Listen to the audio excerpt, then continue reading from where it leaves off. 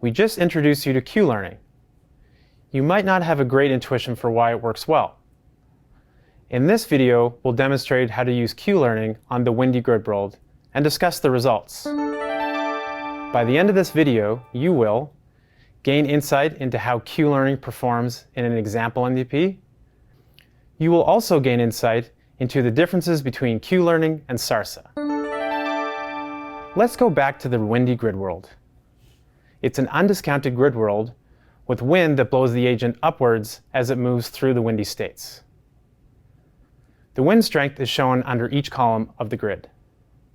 The agent can move in 4 directions and receives a reward of -1 on each step. For comparison, here is the performance of SARSA with an epsilon of 0.1 and an alpha of 0.5.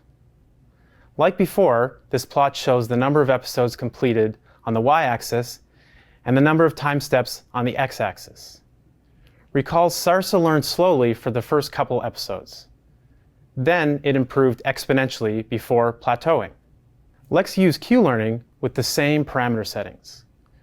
Before showing the results, let's think about what's going to happen.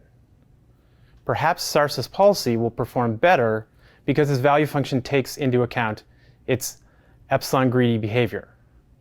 Maybe Q-learning will learn faster because it directly learns the optimal policy's value function. What do you think will happen? Here are the results. In the beginning, the two algorithms learn at a similar pace. Towards the end, Q-learning seems to learn a better final policy. Why is Q-learning doing so much better here?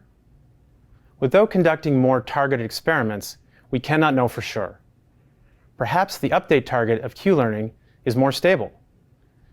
Q-learning takes the max over next action values, so it only changes when the agent learns that one action is better than another.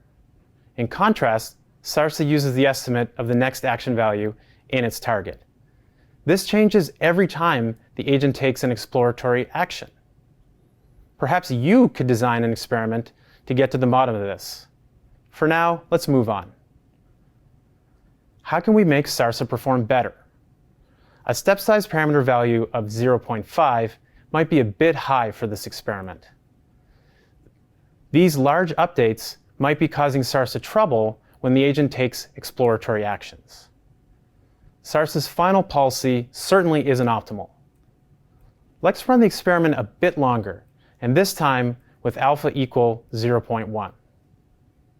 We expect SARSA to learn more slowly with a smaller alpha, but find a better policy. Let's see what happens.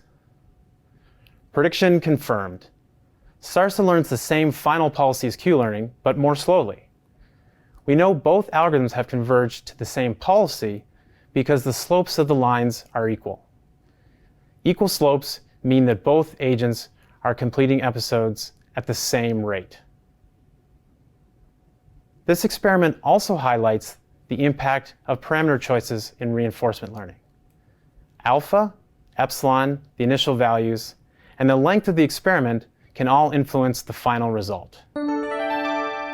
In this video, we evaluated Q-learning in the Windy Grid World and gained insight into the differences between Q-learning and SARSA on this simple MDP.